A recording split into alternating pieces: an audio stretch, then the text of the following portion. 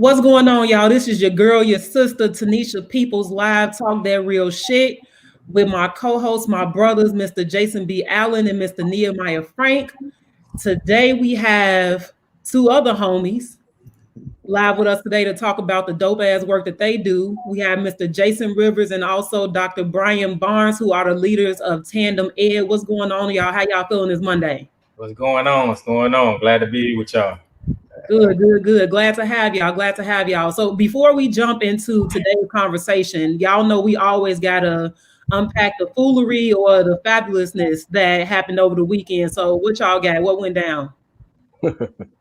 Well, I think the biggest thing over the weekend in Georgia was our debate between the Georgia persons who are running for Senate, Kelly and Reverend Raphael Warnock.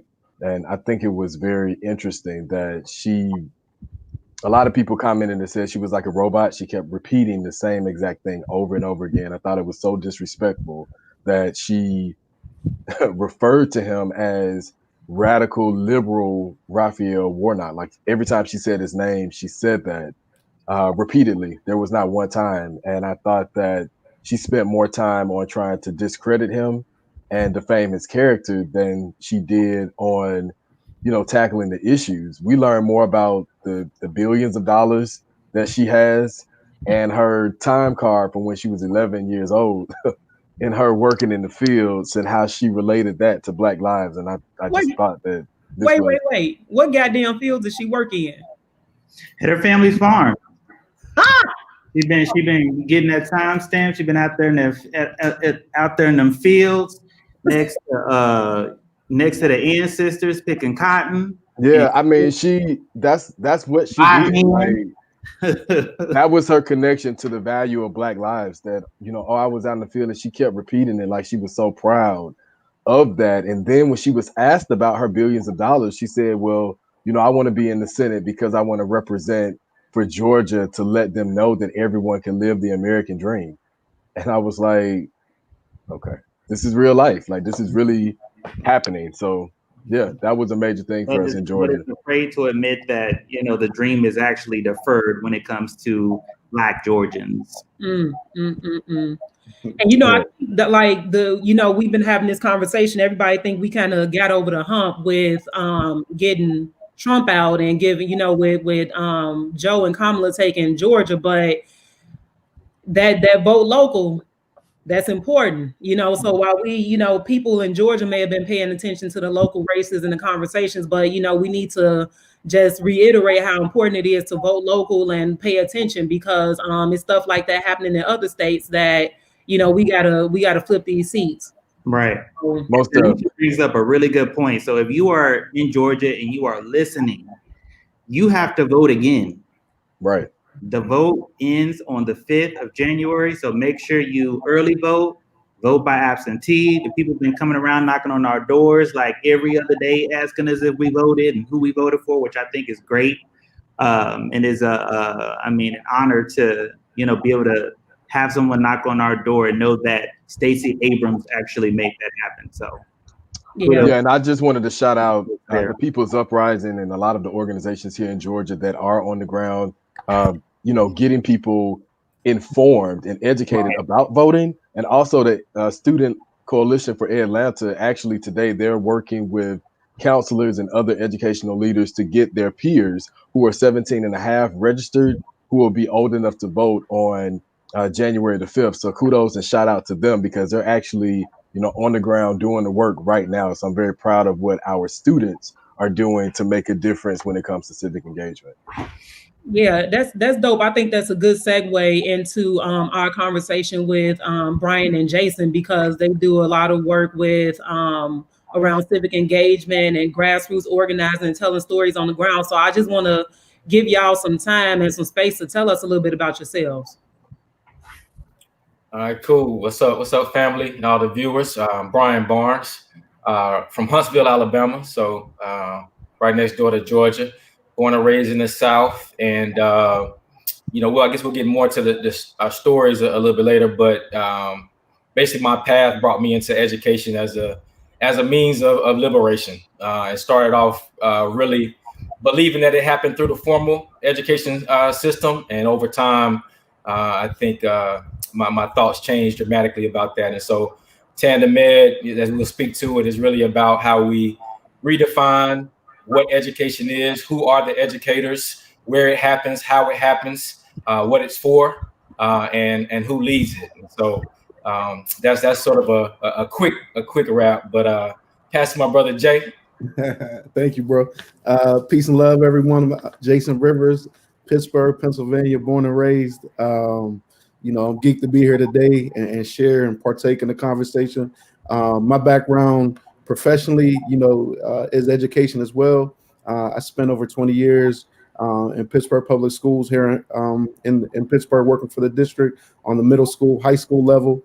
My final assignment was leading the racial equity work that we were doing from the superintendent's office, which really came off the back of a group of elders here who confronted the district about the lack of education that was going on with Black community, Black children.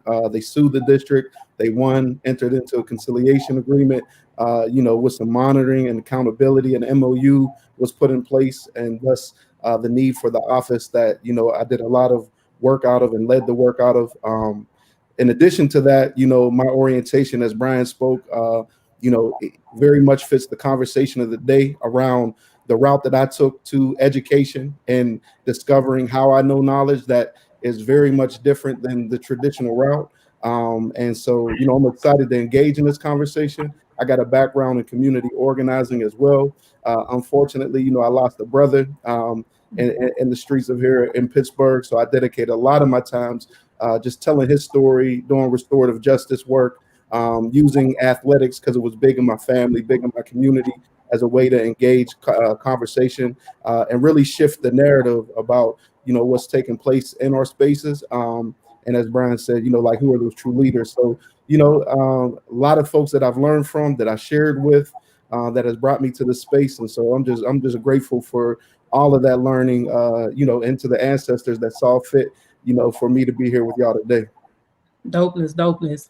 I just, real quick, because I'm random as hell, I just want to give a shout out to y'all beards. Like, all y'all got some dope ass beards. If I needed to grow a beard, y'all would be beard goals. Like, thank you. I'm just trying to overcompensate. This thing with the light up here. Y'all don't mad me. Don't That's mad the only reason why I grew a beard. Right. You know what I mean? Hard times. Right. When the top goes low, you got to grow the bottom out. There we go. Right. So is it something that, you know, y'all got some kind of like beard regimen? Real quick, just for the people who are struggling to grow the beards, because I was watching Black and Blue this weekend, and Tyrese had the booty meat beard, and it was bothering me. So I'm like, if y'all got some beard advice for the people who struggling with their beard, y'all can, you know, throw it out there real quick. Hey, you know, you want to nurture, you got to take care of it just like you do anything else. You know, a lot of products on the line. I use something called Beard Juice here out of Pittsburgh. But you know, it's just taking care of it just like anything else. My kids always tell me, you know, they trying to get on me to diet. And I'm like, yo, this is my wisdom. I earned these gray hairs. Like, I'm gonna rock them out, you know. So, but you know, it's becoming more and more popular. There's a lot of products that could support it. I just think, like, you know, putting your time and energy into it. So it's cool. The thing that I really love about it is turning into like a way to acknowledge and support other brothers. Like, you know, when you out, it's a conversation piece. You know, I'm showing respect to other people. We having conversations about it. So I just think it's another way for us to connect and build with each other. And can I just like really push the care part is extremely important, because when I first started growing, I was like, oh man, I'm just gonna grow a beard. You know, I didn't know that I had to have conditioning, beard softener, right? So as a Black man, I was just like, Somebody want to rub up against no harsh beard. Like, rub up against no harsh beard. That would be now it's soft. It's you know, it's moisturized, all of that, so it feels great. Right. It's key. Need that nice coconut oil run. There we go. Here's some love. All right, okay, let's get into the conversation for real. So At TandemEd, y'all talk a lot about learning on Black terms, right? So what does it mean exactly to define education and learn on Black terms? And in your opinion, how does the current education system hinder or contribute to that? Yeah, I think there's many different ways to talk about what it means to learn on Black terms. So one way I think about learning on Black terms is purpose. Like what are you learning, or what are we learning, and why? And I think that question cannot be disconnected from the situation we find ourselves as Black people in this country, right? You can't separate that out. We are still living in a place that, in many ways, is foreign for us and does not care for us and does not take care of us. And so, if that's our reality, then what we're learning, what we're engaging in, what we're consuming ourselves in, has to be about how do we get out of the situation that we're in, and who's going to create the curriculum or the content for us to do that. That's not coming from a formal school system, right? That they're going to give us something that's going to have us buy into this idea that we are fully cared for in this space, and that we can live out this American dream and not realize the context that we're living in. And so again, one answer to that is, learning on Black terms is about what is the purpose of what we're learning. Mm-hmm, mm-hmm. Yeah, absolutely. I think yes to everything my bro said, and to build on it, I think the greatest thing that already exists amongst us in our culture and needs to be passed on to our children is that concept of why, asking why, and utilizing the word no. Like how we've been conditioned to understand who we are. It's come from somebody else's reality and somebody else's dream for us. And so when we say, learning on Black terms, we talking about us defining what education and what learning looks like. How do you determine whether you know knowledge? Who are the teachers inside of our spaces? What are the classrooms inside of our spaces? And if we just go the traditional learning route, many of the metrics that are set up in that space, they were never meant and designed for us to succeed. Mm-hmm. So on the back end of that, it's setting us up for failure, and it's setting us up for a deficit mindset of what we'll end up believing about ourselves. And so, really pushing back on what brilliance is, what intelligence looks like, right? And I'm not knocking, the traditional learning route, because there's a lot of great things and there's a lot of tools that you need that, but that's not the only way to assess that knowledge. And the fact that Western civilization has, put a monopoly on knowledge is crazy, right? And then how we accept that for whether we're smart or not.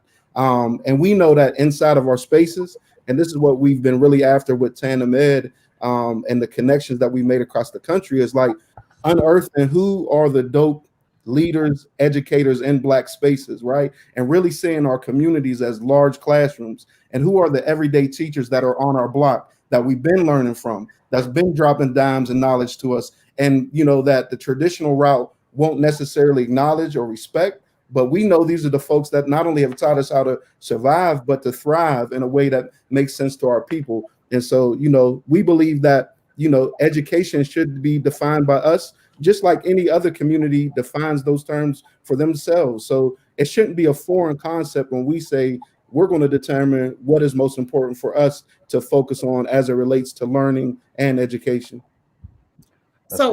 So quick question to follow up on that. What does it take for us to define education for ourselves and learn on Black terms? Does it take consensus as a community, or does it take a few leaders to say, this is what it is, and this is the information that we need to disseminate throughout our community to ensure that we're learning on Black terms? Like, who makes that decision?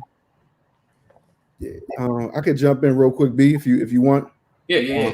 All right, cool. So we all do. You know what I mean? Like that's one of the greatest lies that they've had us to believe, that only a certain few can determine these things for us, right?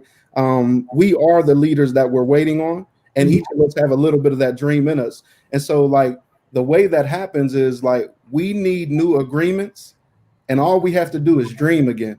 and dream based upon what is most important for us, right? Because in the current context of the society that we exist in, it has most of us in survival mode, dictated by somebody else's rules. But what are the rules that are most important for us? You know, what we focus on with TandemEd and On Your Story is the future that we want to walk our people into. And the only way we can walk into a future is the dream. And the reality as human beings, our bodies and minds are in a 24-hour-a-day system of dreaming, whether we conscious or unconscious. And so what we saying is like, let's dream again.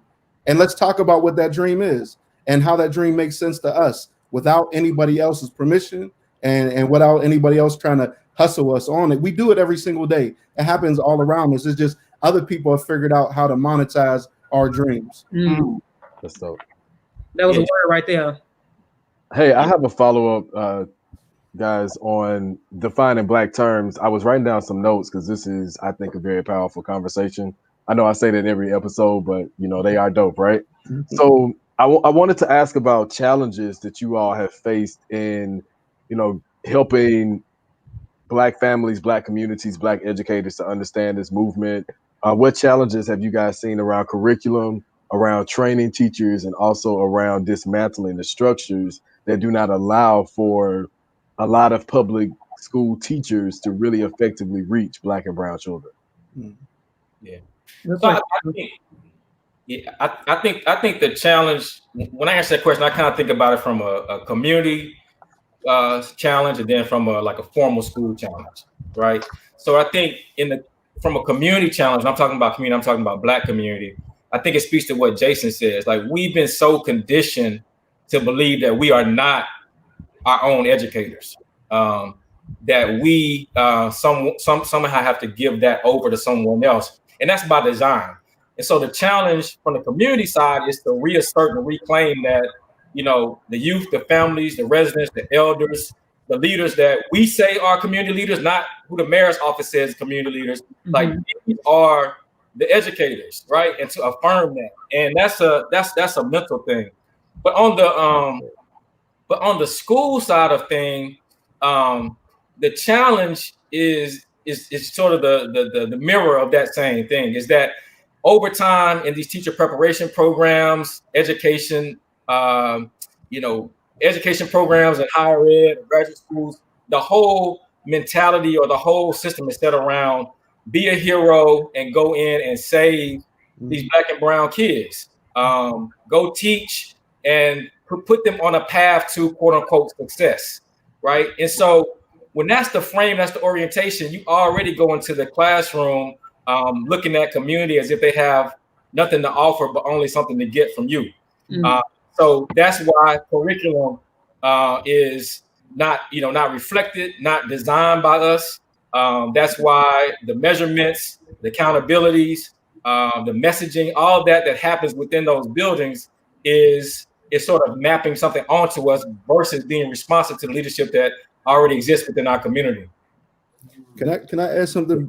It's something that Brian says all the time, and it's back to Malcolm's, Malcolm X, right, and his critique for his work. And this is B's thing, so I'm not even trying to steal it. But what I am saying is, like, the element when Malcolm talked about waking up a sleeping people, what we've been conditioned in this society is to believe that it's only okay to focus on us when we're talking about our problems, when we're talking about our drama, when we're talking about our trauma. Like, that's the only time, or if we're entertaining you, those are the only times that it's okay for us to be us. And we're not saying that those challenges, those traumas, that those things are absolutely part of our lived experience, and we should speak to those things. But our dream is much bigger than that, right? So waking up the sleeping people means, like, what we've even encountered in our work across the country is that on multiple occasions, Black folks are being told and convinced that it's not even okay when you're in spaces, like, to lead with your Blackness, right? Like, that I have to diminish who I am unless, I can entertain folks with my trauma, versus like my giftedness, my assets. So, like, what does it mean for us to even, position ourselves to even, like I said, like, the dream again, even in the spite of adversity? Like, how do we talk about those dreams? Because the sheep like nature that society can keep us in like Brian said, it's by design, and it wants us to stay, you know, in that framework versus now we got a lot of, no matter what condition we find ourselves in, innately, like genetically, we are some super dope individuals, right? Who have all type of brilliance in our DNA. Like we could just start there and build off of that, no matter the circumstance that you're in. Facts. So with that, because in order to dream, in order to bring your dreams to reality, there has to be an element of hope, you know? Yep. And I think that when you talk about they monetize our trauma, or there's extra emphasis on our trauma and all these other things, that's where the hope is lost, and so to restore that hope and for us to buy into those dreams and make our dreams a reality, what systems or supports need to be in place in our community to successfully, again, bring these dreams to reality and sustain the movement that you guys envision at TandemEd? Yeah. Like, what's missing, or what do we need to do with internally? That's good. I want to answer your question. I want to give you just a quick story to go behind it. So again, I was telling you, I grew up in Huntsville, Alabama, and the city was really segregated, black and white, north side black, south side white. And I went, grew up on the north side, went to school north side, and my high school was one that was black, but it was a magnet school, so it attracted white students from across the city. And so when they came into the school, it really set up a situation where there were classes that were pretty much predominantly black, and then these special advanced AP classes that were set up that were predominantly white, right? So you had two schools then. So I had the experience of sort of living in both of those worlds, like 9th and 10th, majority black classes, 11th and 12th. I was able to enter into those advanced AP classes with those white students. And so I want to just paint the picture. So one day I was in an AP English class. I was doing a speech, just like, every other student in the class's assignment. So I did a speech, and then the teacher, older white lady, she said, "Hey, Brian, when I finished the speech, hey, Brian, can I talk to you after class?" I'm like, "Cool, no problem. I'll see you then." So I went to my seat, sat down, waited for the rest of the students to do their speeches. And then once everybody left, I came back to the teacher. I'm like, "Hey, Miss Williams, what's up? You want to talk to me?" She said, "Brian, we're going to have to work on you getting the black out of your voice." Wow. What? Yeah. Hold on. What year was this? 97, 98. Something about we going to have to work on it. Right. We're going to have to work on that. That sounds right. And in the moment, and again, mind you, like I'm a 16, 17, year old person. So I'm trying to process this. I told my homegirl Jacinta, she was outside. I'm like, "Hey, can you realize what Ms. Williams just said to me? Whatever. But when I think about it, what she was asking me to do was to discard all of the people, the family, the sounds, the culture, the taste that have built who I am. She wanted me to discard that. For what? Like, for what goal am I supposed to be getting the black out of my voice, right? Right. And I always say this to this day. I would say, like, if I did not have a certain level of community that was in Huntsville at the time that was giving me a different story about who I am and what blackness means. Like, for example, Alabama A&M University is a historically black college. That's right in the north part of Huntsville. So I'm there in summer programs, seeing black students, getting told how brilliant and smart I am, black coaches, black churches. So, that having that around me was enough to protect me from that missile that had just got launched at me, basically. Yeah. And so I say that to say, in terms of us hoping again, dreaming again, Tanisha, I think it's about when those missiles are being launched at our young people, it has to be that community barrier that's able to withstand it. And so that's why Own Your Story exists in the way it does. It's a process. I know Jay will probably unpack it a bit more, but it's a process that ensures that as we're defining education and the content of it, it's a community, it's a holistic community process. Yeah. They feeling you said preach. They say it's a word. Yeah, I'm sorry. Who was Brian. So Brian, like, did you ever go back to have a conversation with your teacher? I was going to say confront, but that's not the word I want to use. Did you ever go back and say, hey, you know, what you said really impacted me? Because I had a similar situation. And man, let me tell you, the teacher literally silenced me for years. I was afraid to speak because I was afraid I was going to come off too hood or too black. Right. So did you ever go back and if I could go back and find that teacher, I would confront her and say, look, what you did was harmful. Just so I can get some closure and move on. Yeah. But did you ever go and talk to her? Nah, I did. I mean, I love to hear your story too. And the more, you know, when I share that story, I found that almost all of us, it seems, has a type of story like that. Right. But you know, the cool thing about it, I think this goes to my point. You know, one of my mentors in high school was actually, he was a security guard at the school, black man, and also he was one of the coaches, freshman basketball coach. And I remember telling him, you know, about what had happened. A couple years later, or maybe like 2 or 3 or 4 years later, you know, we were talking about it again. He was like, yeah, you know, we handled that with that teacher. So apparently, like, him and a couple other black teachers in the school, you know, confronted. So I guess in that way, I never had to do it. That's good. Looking out for you. Jason, do you want to jump in on that?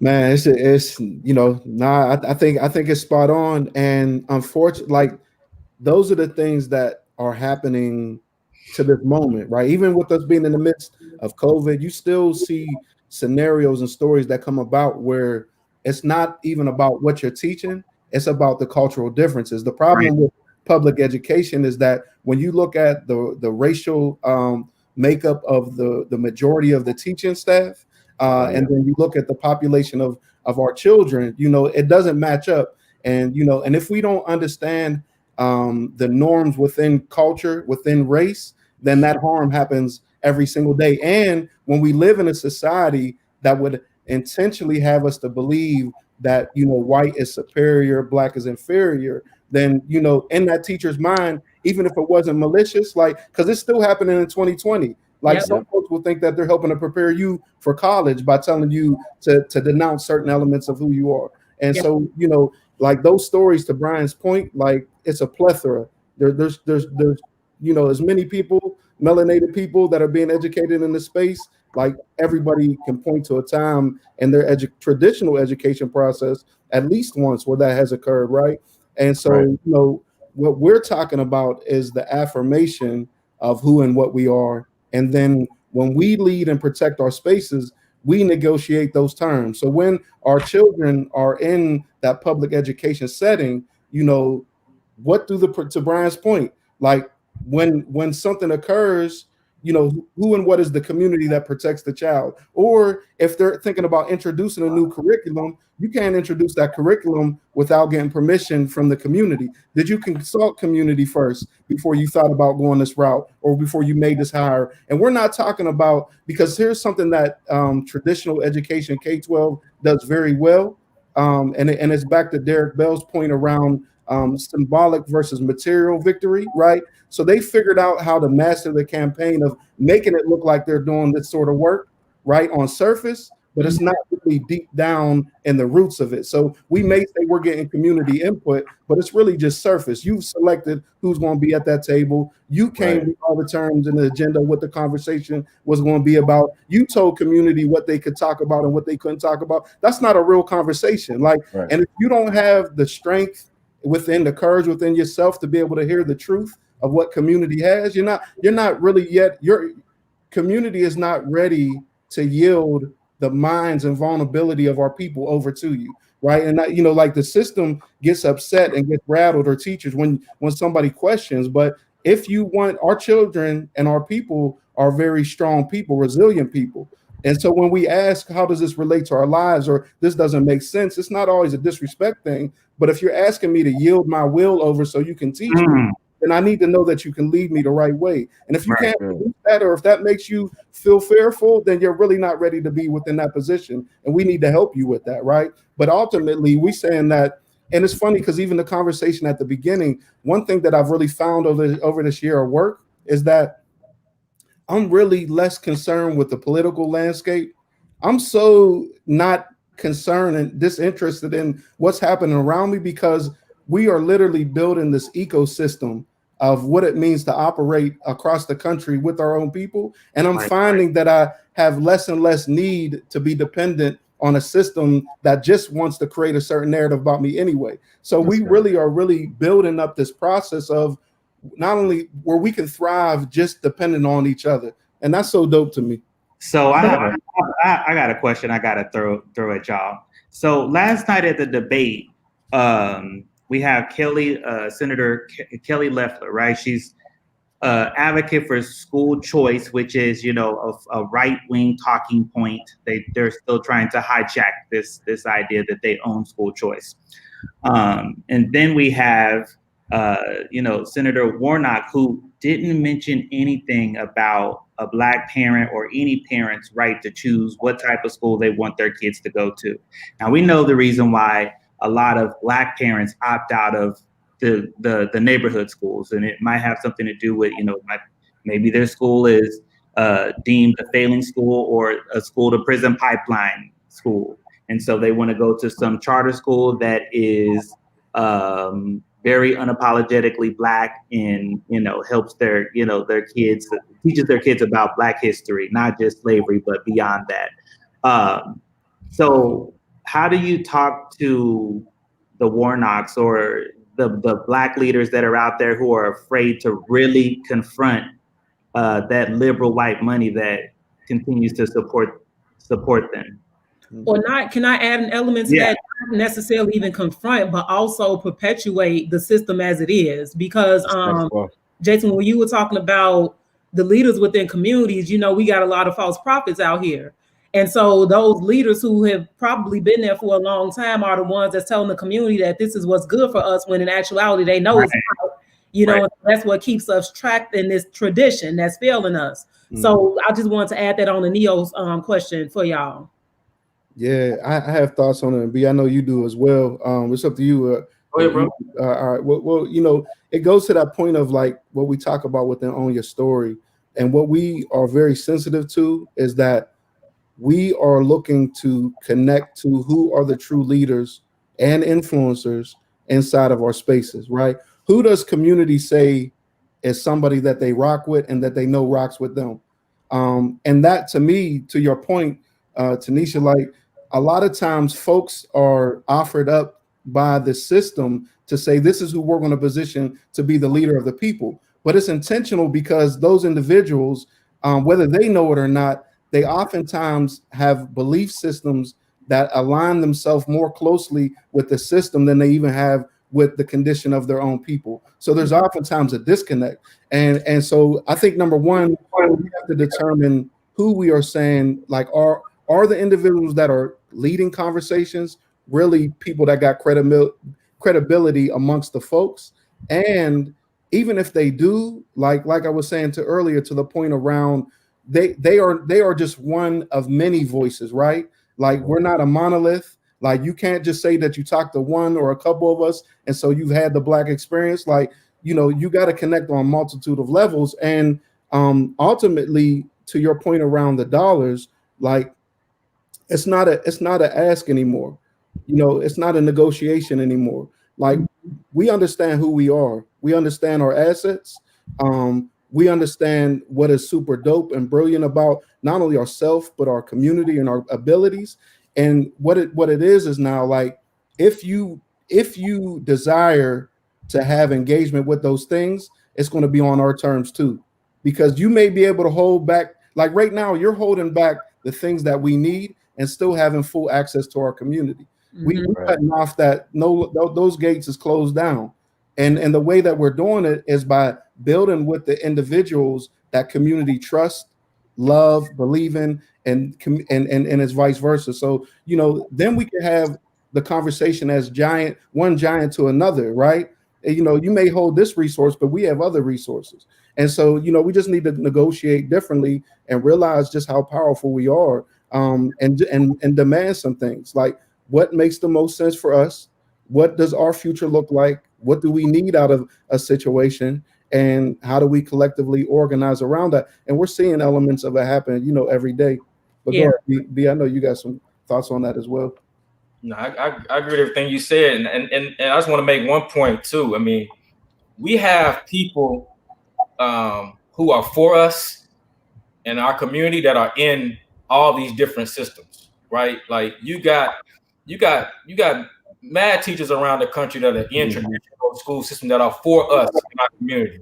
You got people that's in charter schools. You have those who have founded and started independent Afrocentric schools, and those who do it in after school or mentoring or tutoring. Like we're everywhere within these systems, trying to do right by our people. The one criteria that I would say needs to just be elevated to know whether or not you're doing right by our community is: are you teaching? Are you advocating? Are you messaging the things that are coming from the people within community as being priority, being the purpose, being the goal?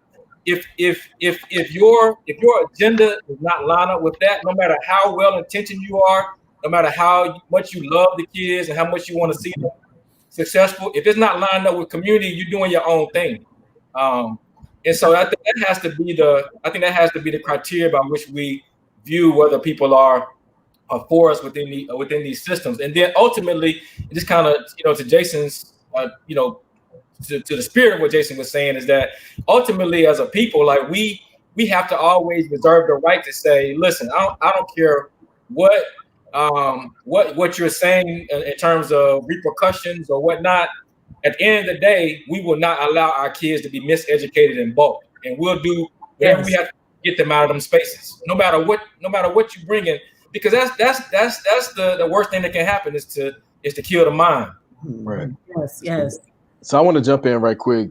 Earlier in the conversation, we were talking about the work that you brothers are doing and new agreements, and we know what needs to be done. A lot of people are still trying to figure out the how. We had a couple of guests on who have talked about, the conditions that we need to set in order to make sure that we're providing better educational outcomes for our children. So what steps can we take collectively to get some new agreements in place to ensure that when Black and brown children return to schools after this, holiday break, we know what we're pushing collectively to ensure that teachers are being trained, curriculum that reflects these kids are, in our culture are being, in place in these schools. And so, what can we do to get some new agreements going? Yeah. So the very first thing we can do is, be students of the process that we send our children off to every single day. What nuances do we need to understand about it? What do we need to opt out on that we have the right to opt out on? And realizing, like a perfect example, when I worked in the district here, the achievement gap, right? That's oftentimes that's talked about in traditional education settings. Like I would see the visceral response from Black children when their measurements is up on a screen in front of everybody to say that this group is more intelligent than you. And when children, how we even control the measurement of that, there's so much that isn't spoken about that testing process, right? What, to Brian's point about his experience, nobody's talking about the social emotional challenges and barriers that sit within school systems. No one's talking about, what one group might have to go up against another. All we're shown at the end is that this group performed at this level on this test, and this group performed at this level. Whether we know it or not, our babies sit in school every single day where somebody else is telling you whether you're smart or not. That's so harmful. You just got to realize this is only one measurement, because of those things, sorts of stuff like that, those communications that go out in systems every day. Some of our young people, like I dealt with young people that attendance wasn't an issue. I'll be in school all day, but I'm totally checked out of the learning environment. Like attendance wasn't so much. I'm in class, but I'm totally disengaged. Like I'm creating a school system inside of the school system. Like that's how dope some our young people are in many settings. Like they create a structure inside of the school that makes sense to them. That's very different from the conversation. So I think, like as a collective, what is being, and again, that what I'm not saying is lower expectation. lower rigor. But what I'm saying is that there's so much about us that is, you can't survive as a people and go through what folks have gone through over the decades and not be brilliant, not be highly intelligent, and determined, right? So that essence of at our core foundation, like at birth, like the research says, like there is no achievement gap. Matter of fact, there's much research that proves that melanated children start out the gates at a higher level, superior than white children. But when you start to engage, like even our data that was shown back at the district, it showed that the longer time in public education, the longer time that our children are in the system, the learning loss that occurs, right? So it's not just a community thing, and it's not, and I'm not saying that it's just the teacher's fault. We're talking about the way that a system is set up. So we need to negotiate those terms, because I'm not blaming a single teacher, because they don't have as much power as media would have us to believe.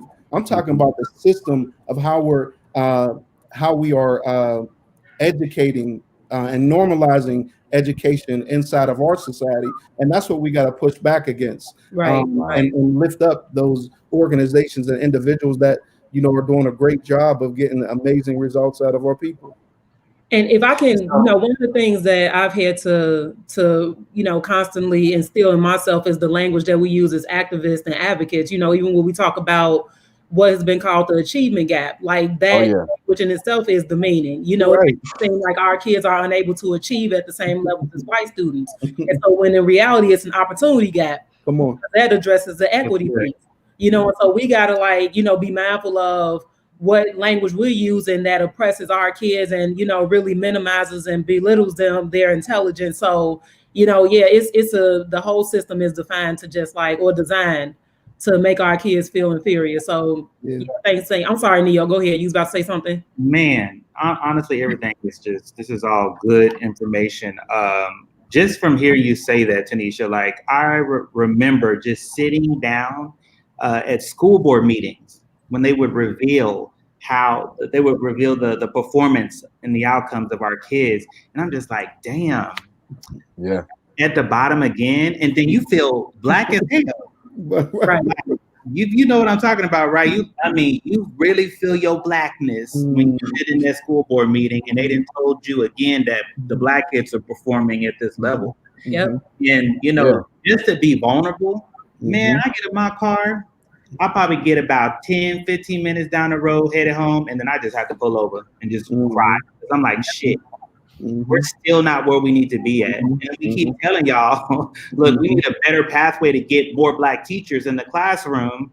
And it's like, oh, yeah, we'll put that on the parking lot, back to that. We'll circle back around. And then the next year, damn, I'm feeling black as hell. I was feeling like this a year and 2 years ago. And then that's mental trauma that we grown-ups, grown black people are dealing with. Because then we question, whether we do have the damn capability to be able to get our kids caught up in where we're supposed to go. Right. It's the social emotional damage that happens to the teacher as well. Right. We see it year after year, even with the Atlanta cheating scandal. A lot of people don't know that even though it's the nation's largest and most widespread scandal, it started in white schools in Atlanta. It did not start in the black schools. And so the black schools had to play catch up constantly, repeatedly, and, adapt all these different initiatives and models. And it continued to not work because it was an issue that was deeply rooted within the system, because everything is designed to reflect that our children are not good enough. And so after you have gone to school and you've gotten your master's and you've gone through these training programs and that you are teaching and reaching kids, you're seeing the growth and change in these kids, and then you get test results that come back that say that you are not a good teacher, that your children are stupid and their growth is not happening. That is damaging to a teacher that has to call a parent and explain it to them and break it down to them. Right. And then to a child that you have worked with all year, that you have built a relationship with, that that has made growth. But because we have a system that says we have to use these tests, we have to use these assessments, we have to use this curriculum, we have to go back and say, well, it's still not good enough. And when are we going to stop telling black families and black children and black teachers that, well, what you're doing yeah, that may look good, it may sound good, but it's not good enough. Yeah. And can I just add one more thing to so just think about this. Like when you go back to those AP classes, going back to what Brian had experienced, the damn teachers, the people that are over the gifted and talented programs, they're not looking for Black kids because they're like, well, the probability is that I'm probably not going to find an intelligent Black kid because I mean, year after year, their scores, they're shit. You know, so they're literally missing. Like we just had a sister who just went to NASA. She's an engineer at NASA, right? This black woman. She was supposedly accidentally placed in an AP class. And that's what got her to be an engineer at NASA. Like she credits that accident. And I'm like, there are so many brilliant Black kids out there. They just need to be pushed. Yeah. You know, they need to be in an environment with a teacher who loves them, who can see the vision and can dispel the bullshit that comes out from, you know, some Western, you know, Eurocentric idea of what measures intelligence. And it's deep because to Brian's point of everything that you're talking about, not like when you talk to young people, when you've been able to equate good grades with whiteness, that's a problem. So that's really deep psychologically what that woman said to him. Be what she said to you, like, because no way can you continue to excel acting as Black as you are. Like you're killing it academically, but in this track, we gotta work, we gotta help you in your assimilation process. Like you keep going, but you need to discard some of the things what you are. And so when you talk to young people, and if somebody's doing well academically, it's oftentimes associated with trying to act white. And so what does that mean? Like the grading system, the behavior, all those things, like when we've associated whiteness with intelligence, and that's the core issue of all of it. And that's what we're digging at, right? And so, you know, Black is brilliant as it exists on its own and needs to be left alone and respected for that. So so Jason and Brian, like we, you know, first of all, everybody been dropping gems, you know, dropping hot shit the whole show, right? I want to ask, how are you guys incorporating all of these messages and these tactics and these stories and dismantling the systems and attacking the issues that we've been talking about? How are y'all doing all of that at TandemEd, programmatically and strategically? Yeah. B, you want to start and then I'll follow you up? Yeah, so I think the first like muscle that we had to build was to be able to train ourselves to talk about education without starting with the school system as being the first point of entry. Oh, that's good. So when you can train your mind to say education starts in community, it changes the whole lens of how you see the whole landscape. Like we said earlier, it changes who are educators. It changes what is education, the purpose, all those things. So Own Your Story is our signature program that we utilize in neighborhoods and communities, where we take youth, families, and residents and community leaders through a process by which they are actually creating the content, or what we would say, you know, in education terms, would be the curriculum that they believe is priority for community to engage with, right? And once this content is created by community, we then turn it into a media campaign that goes out within community. Community is the classroom, right? The content, the lesson has already been constructed by community, right? And now class is in session in all the ways that we can get the messaging out. Social media, print media, billboards, whatever it is, the relationships that happen within the barbershop, the beauty salon, the Black restaurant.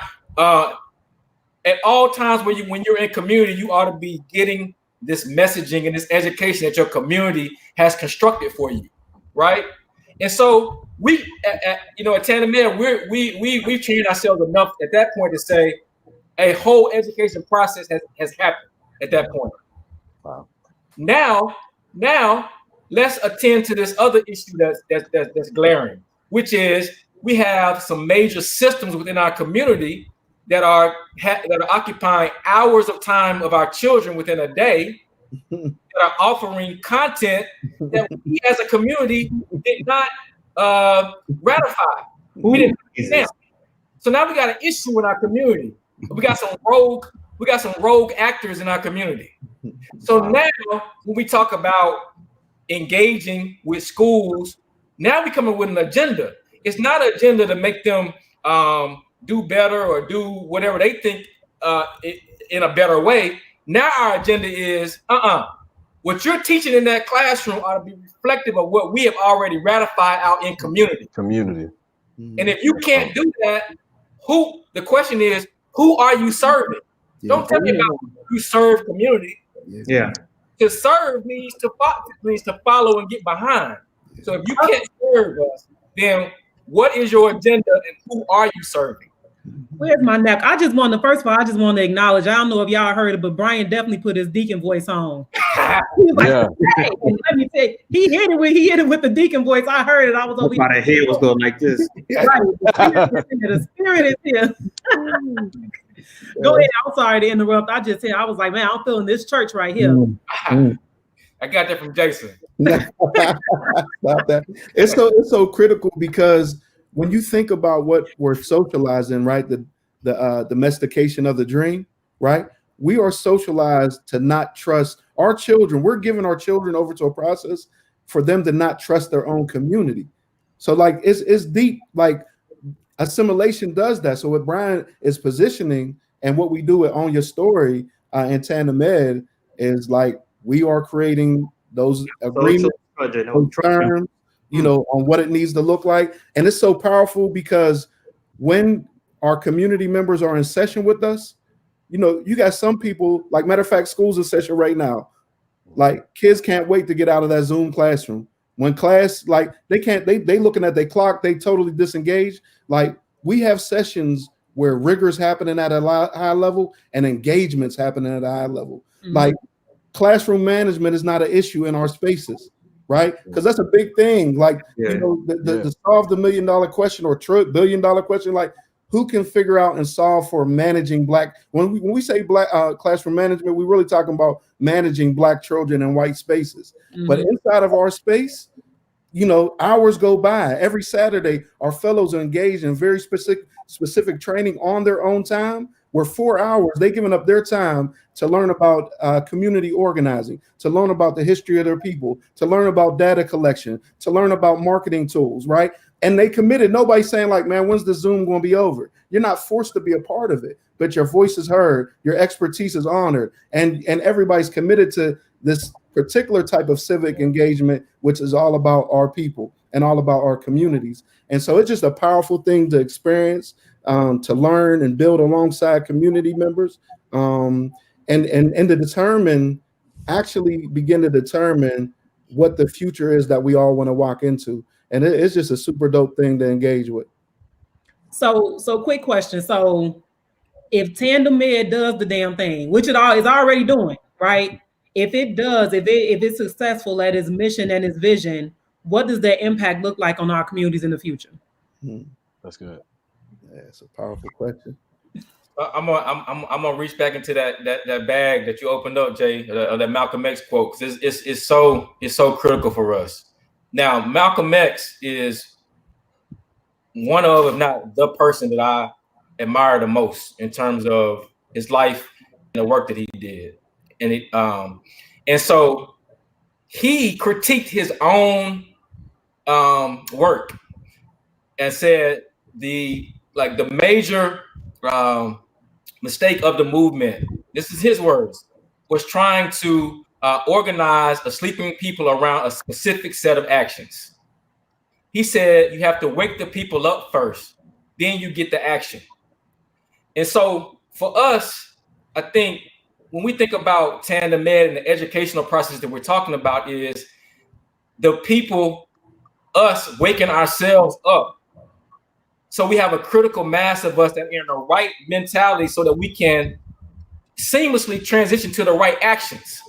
Part of the problem that this is part of my analysis. Part of the problem is I think that within our community, there are a number of people that actually have right solutions and actions that we ought to engage in. to get us out of the situation that we're in. The question is, how do you wake up a critical mass of us in order to get within that movement so that it's not just a few? And we believe that happens through not jumping straight to action and here's the agenda, here's what we got to do, but how do you think? How do we think? What are the lens that we look through? And if we can change that, it opens up the door for activists like yourself, Tanisha, and others to have more of a critical mass of people getting behind the agenda that y'all already have laid out. And so that's kind of how we think about it. Yeah, That's yeah. dope. I was taking good notes on that. I hope people watching are taking great notes because I know. Yeah. And so that has to be developed, right? Getting them to learn how to think more critically so they can be able to act and know the why to why they need to act. Like that develops over time. Mm-hmm. Yeah. Wait, real quick, my sis Bonita in Detroit said that she needs y'all to be in Detroit. Y'all got a program in Detroit, right? Yes. Y'all got Detroit on lock? Yeah, we in the D. You know, tap in with it's called Detroit Is Us now. It started as Own Your Story. And that's, you know, as Brian was talking about, every city starts, when you think about the metamorphosis of the butterfly, it starts as Own Your Story. So Own Your Story Pittsburgh, Own Your Story Detroit. And after going through this process of building with community gets to determine the name of the campaign and the key pillars of it. So in Detroit, they decided that when all the stories came back from community members, that it would be determined as Detroit Is Us, and the pillars being focused on wealth building, physical wellness, mental wellness, and learning. So, you know, they looked at they call it buying Black the Block. The first one, the second one, the level up mind, body, and spirit. And then the third one, we titled around our conversation, you know, which is learning on Black terms. So we are in a D. And to your point around what does that future look like, you know, it looks like one that Black people are thriving in. You know, when you imagine whatever thriving looks like to you, and building with one another, where hope, love, you know, love for myself, love for my people, where inside the music that we listen to, you know, we're not comfortable with the degrading of our women, degrading of our children, you know, where we're not comfortable with a country that only wants to examine us as the object, right? And so it's just taking back our own stories and our own spaces to lead them on our terms. And we seeing, you know, we're seeing the door kind of being busted open, and we're just beginning to enter into that space. Woo!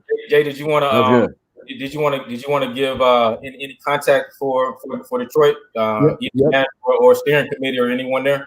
Absolutely. So Skrill. So shout out to all the dope people doing work in Detroit. Like Detroit is a space that Brian talked about. Like, and that's the thing. We're already doing the things we're talking about. It's just organizing, mobilizing, and supporting each other. But in Detroit, there's Skrill, who's leading the work up there. There's, you know, so if you get involved with contact Skrill, Fame over at 313 store, very powerful individual doing a lot of amazing community work.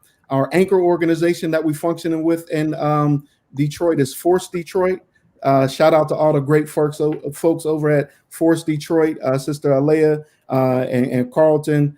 So they're really helping lead us in the next phase, where we just finished up the campaign. Now in phase 2, we about to drop the bag on Detroit and Newark and New Orleans, where, you know, we're giving seed funding for community members to have an idea, a vision, a little project they want to do, where they can download some funds to keep the mission aligned work going in their city as they would see fit. So, you know, the sister can move and begin to build there. And if you get in contact with us at TandemEd, we'll make sure you get in contact with all those folks up there. Shout out to New Era Detroit, Brother Zeke. Like, there's just a lot of powerful folk doing work in Detroit. And I'm glad that they welcomed us and embraced us, you know, to be a part of our movement. The whole steering committee. There's so many fellow steering committee members that are on the ground doing the work. Just shout out to all of them. And so I dropped y'all email address at the bottom. If anybody, Bonita, if you want to reach out, she does dope work in Detroit. Shout out to Detroit, Chicago Junior in the house. We see y'all, y'all over there. But no shade. But we got a few more, like 2 more minutes, y'all. So I want to give y'all a chance to close out with your final thoughts. You've been killing it, man. You hot, brother. I'm gonna pass you the rock again, my man. Behind the back, pass the right? just going to end with a quote from one of the ancestors, Dr. Carter G. Woodson. And he said, I'm summarizing, but he said, the miseducation of Negro, when you control the mind, you don't have to worry about the action. And so how do we ensure that we don't overstep or skip over the great work of the mind to also be a part of the strategy to get us to where we need to go? So I'll leave it with the ancestor. Respect. I'll shade to that. All right. Well, I just want to, shout out to you brilliant Black men. Shout out to y'all beards, these sturdy beards, sturdy ass work. We appreciate and love y'all. Jason and Neo, y'all want to close with anything? Yeah, I just wanted to say that we're continuing the conversation this evening at 6 p.m. Closing out our Lifting Black Voices series, talking about how to bridge the gap for exceptional learners. A lot of our Black and brown children are told that because of their identity, because of their creativeness, that they're different and they're less than. So we definitely are going to be hearing from students, parents, teachers who are in special education, ESOL, dual enrollment programs, gifted and talented, across the spectrum for exceptional learners. So please tune in on the Black Wall Street Times page or Atlanta. All right, Neo, you got anything? I'm still in reflection after this conversation. So I just want to thank Jason and Brian for coming and being with us today. It's been great. Most definitely. Yes, absolutely. Thank you for having us. Yeah. Shout out to y'all for this amazing platform, man. Y'all doing some dope work, right? And we respect it. We appreciate y'all. Thank you. We uplift the work wherever we can. So thank y'all again so much. Y'all make sure everybody that's been following and listening today, y'all make sure y'all follow TandemEd on all the social media platforms. They're scrolling across the bottom of the screen. You can also find it in the broadcast chat. Monique, we will be on next Monday, and as a PSA, we will be on next Monday, but as activists, we are taking a break after that. So the 14th will be our final show of 2020. So y'all tune in, spread the word. We're going to have some more dope activists and more dope conversations. So until then, thank y'all so much for tuning in to another TDRS. We will talk to y'all next week. Y'all be good, stay Black, and be proud. We'll holler at y'all. Peace and love. Peace.